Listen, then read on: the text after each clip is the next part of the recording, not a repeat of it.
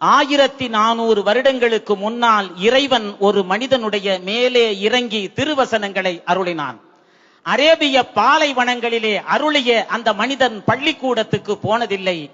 யாரிடமும் அந்த மனிதன் பாடங்களை படித்ததில்லை.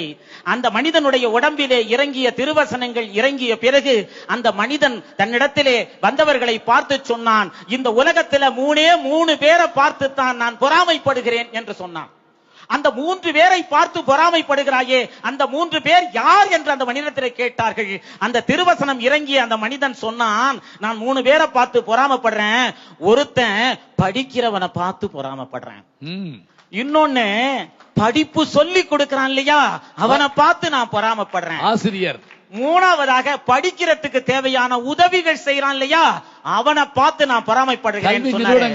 அப்படி சொன்ன அற்புதமான மனிதர் கோடிக்கணக்கான மக்கள் பின்பற்றுகின்ற இஸ்லாம் என்கின்ற மார்க்கத்தை இந்த உலகத்துக்கு கொடுத்த நபிகள் நாயகம் அவர்கள் கல்வியை பற்றி சொல்லி என்ன அருமையான வார்த்தை பாருங்க. அவர்களால் சொல்லப்பட்டிருக்கிற அற்புதமான வசனம். அவர் ஒரு வரி சொல்லி இருக்கிறார், கல்வி எப்படி தெரியுமா இருக்கணும், சீன தேசத்திலே கல்வி கிடைத்தாலும் நீ படிப்பதை நிறுத்தி விடாதேன்னு சொன்னாரு. சிங்கத்தின் பிடரியிலே கல்வி கிடைத்தால் கூட நீ படிப்பதை நிறுத்தி விடாதேன்னு சொன்னாரு.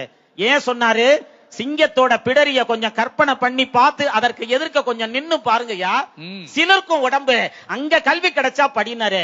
ஏன் சீன தேசத்தை சொன்னாரு, சீனாவுல மாடுன்னு எழுதுனா மாட்டோட படத்தை வரைஞ்சாகணும், அந்த மாதிரி ஒரு எழுத்து வடிவம், அங்க கல்வி கிடைச்சா கூட போய் படிங்கன்னு சொன்னாரு.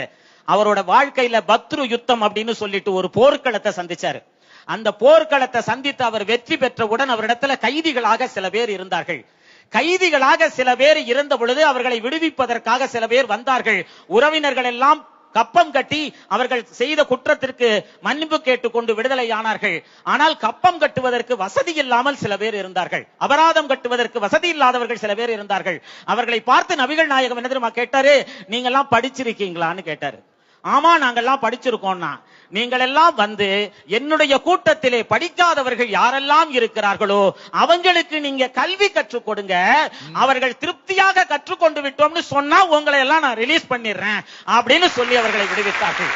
இந்த உலகத்தை வழிநடத்துகின்ற ஒரு உன்னதமான மார்க்கத்தை இந்த உலகத்துக்கு கொடுத்த நபிகள் நாயகம் ஸல்லல்லாஹு அவர்கள் கல்வியின் பெருமையை பற்றி சொல்லி இருக்கிறார்கள். எனவே நான் சொல்லுகிறேன், மனிதனுடைய வெற்றிக்கு பெரிதும் காரணமாக இருப்பது உற்ற தோழமையை விட, பெற்ற பாடங்களை விட கல்வியே வெற்றிக்கு அடிகொள்வதாக இருக்கும் என்ற என்னுடைய வாதத்தை பதிவு செய்ய. இவரு வாத்தியார் இருந்தா இவர்கிட்ட போய் படிச்சிருக்கலாம் போல் இருக்கே. என்ன அழகான புது விஷயங்களை சொல்றாரு பாருங்க. குர்ஆன் சொன்ன வசனங்களை சொல்ற போது அவரா பொறாமைப்பட்டார் நம்ம யோசிக்கிறோம். ஆனால் அவர் யாரை பார்த்து பொறாமைப்பட்டார்?